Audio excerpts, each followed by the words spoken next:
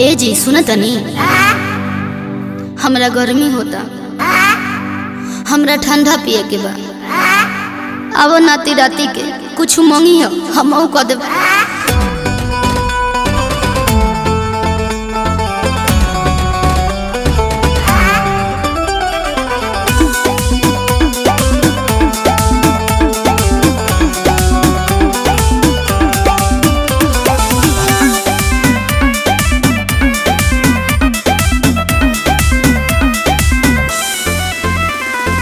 काहे के लोला लटकलू ए रानी, उल्टा बोलेलू जब कुछ कहता नहीं।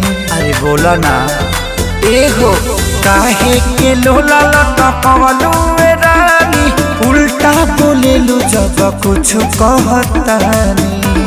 हटियो नहीं।